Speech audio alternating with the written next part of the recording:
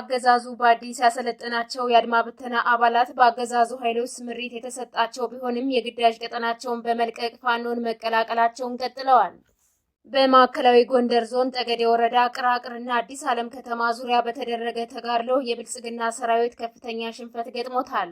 ከ6000 በላይ የሚሆኑ የሀገር ውስጥ ተፈናቃዮች መጠለያ ጣቢያ አጥተው በዛፍ ስር ህይወታቸውን እየገፉ እንደሚገኙ ተገልጿል። አድማጭ ተመልካቾቻችን እነዚህንና ሌሎች ተጨማሪ መረጃዎችን ይዘናል። አብራችሁን ቆዩ።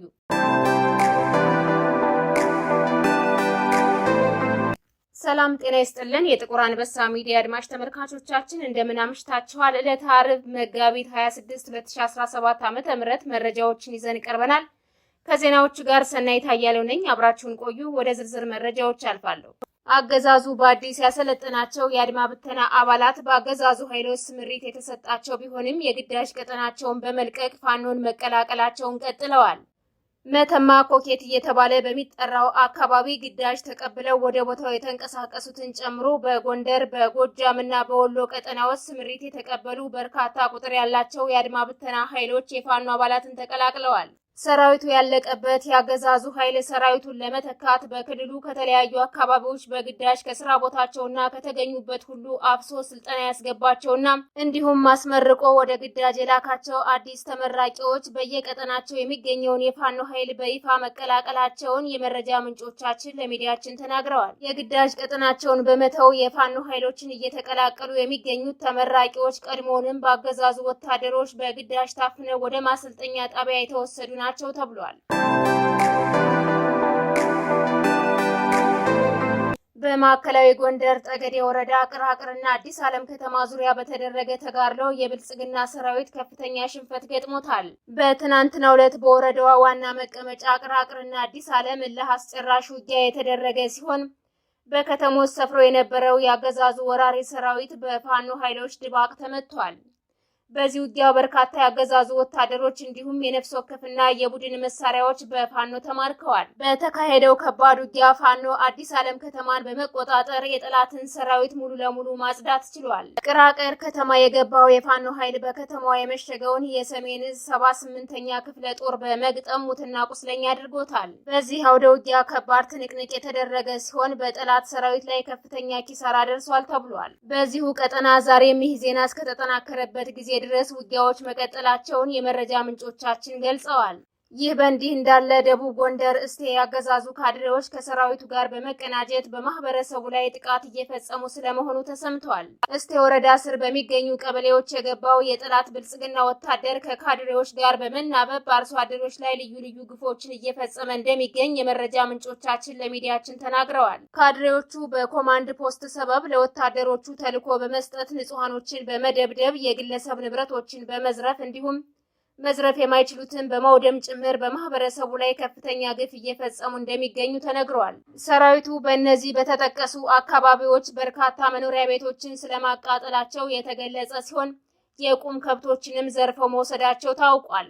ይህ ድርጊት በንጹሃኖች ላይ እየተፈጸመ የሚገኘው ደግሞ የፋኖ ቤተሰቦች ናችሁ በሚል ሰበብ ስለመሆኑ ተመላክቷል። በተጨማሪም ልጆቻችሁ ፋኖ ናቸው በሚል በእድሜ የገፉ አባትና እናት ታስረው እየተሰቃዩ እንደሚገኙም ተጠቁሟል። ከ6000 በላይ የሚሆኑ የሀገር ውስጥ ተፈናቃዮች መጠለያ ጣቢያ አጥተው በዛፍ ስር ህይወታቸውን እየገፉ እንደሚገኙ ተገልጿል። ከ3 ዓመታት በፊት ከኦሮሚያ ክልል የተለያዩ ዞኖች ተፈናቅለው በደቡብ ወሎ ዞን ሐይቅ ከተማ አቅራቢያ ተጠልለው እንደሚገኙ የተናገሩት ተፈናቃዮቹ ቀደም ሲል በመንግስት ሲቀርብ የነበረ ወርሃዊ ድጋፍ መቋረጡንና መጠለያ ካምፕ አጥተው በዛፍ ስር ተጠልለው እንደሚገኙ ገልጸዋል። እዚህ ችግርና ሰቆቃ ውስጥም በርካቶች ህይወታቸው ማለፉን ተፈናቃዮቹ ተናግረዋል። የፌዴራልም ሆነ የክልሉ መንግስት እንደ ዜጋ አይመለከተንም፣ ምግብና መድኃኒት ከተቋረጠ ከ4 ወራት በላይ አልፎታል ሲሉም ጨምረዋል። ካምፑ ለሌላ አገልግሎት ታቅዶ የተቋቋመ በመሆኑ ከወለጋ የመጣው ተፈናቃይ ብዛትና ካምፑ የመያዝ አቅሙ ባለመመጣጠኑ ምክንያት አብዛኞቻችን ውለን የምናድረው በአካባቢው ባለ ዛፍ ስርና ቆጥቋጦ ተጠግተን ነው ብለዋል።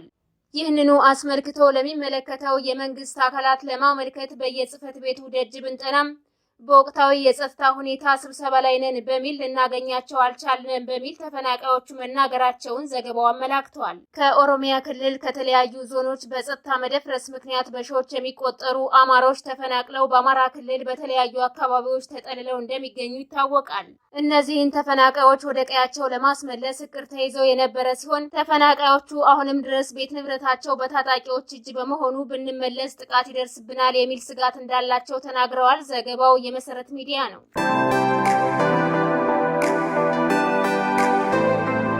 በሸዋ ጠቅላይ ግዛት መራቤቴ አውራጃ የሜዳ ሬማ ወረዳ የሬማ ከተማ ማህበረሰብ ሰሞኑን በወራሪው ኃይል ላይ ታላቅ ጀብድ ለፈጸመው ለራምቦ ክፍለ ጦር ድጋፋቸውን አሳይተዋል። በአርበኛ መከታው ማሞ የሚመራው የአማራ ፋኖ ሸዋ ጠቅላይ ግዛት እዝ ከፍተኛ የእዙ የፖለቲካ ዘርፍ አመራሮች በተገኙበትና በመራቤቴ ቀጠና የሚንቀሳቀሱት የአጼ አምደ ጽዮን ኮር ራምቦ ክፍለ ጦር ከፍተኛ አመራሮች በተገኙበት የመራቤቴ አውራጃ ሬማ ከተማ ነዋሪዎች በነቂስ በመውጣት ለፋኖ ድጋፋቸውን አሳይተዋል። ከህዝባዊ ድጋፉ በተጨማሪ ሰፊ የሆነ የህዝባዊ ውይይት በማድረግ በርካታ አደረጃጀቶችን በጋራ ሰርተዋል ተብሏል። በተዘጋጀው የድጋፍ ፕሮግራም ላይ የተገኙት የራምቦ ክፍለ ጦር አስተዳደር መምሪያ ኃላፊ አርበኛ ብሩክ እንደተናገሩት እኛ የአማራ የቁርጥ ቀን ልጆች እናንተን የመሰለ ደጀን ህዝባችንን ይዘን የማናሸንፈው ምድራዊ ኃይል የለም ሲሉ የሬማ ህዝብ ላሳያቸው ክብርና ድጋፍ የተሰማቸውን ታላቅ ደስታ በኩራት ተናግረዋል። የአገዛዙ ወራሪ ኃይል ምዕራብ ጎጃም ከሰከላ ዙ 23 እና ሌሎች የቡድን መሳሪያዎችን ይዞ ሲንቀሳቀስ በደረሰበት የደፈጣ ውጊያ ከፍተኛ ሽንፈት ገጥሞታል።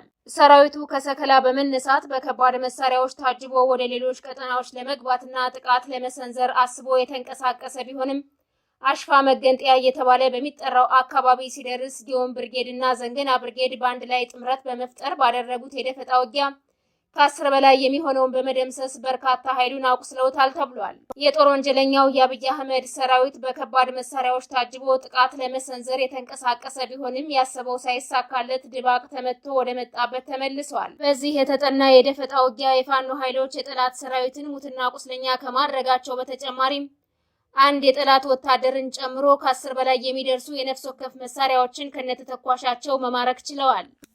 የተወደዳችሁና የተከበራችሁ አድማጭ ተመልካቾቻችን ለዛሬ ያዝንላችሁ መረጃዎች እነዚህን ይመስሉ ነበር። የዩቲዩብ ቻናላችንን ላይክ፣ ሼር፣ ሰብስክራይብ እንድታደርጉ በአክብሮት እንጠይቃለን።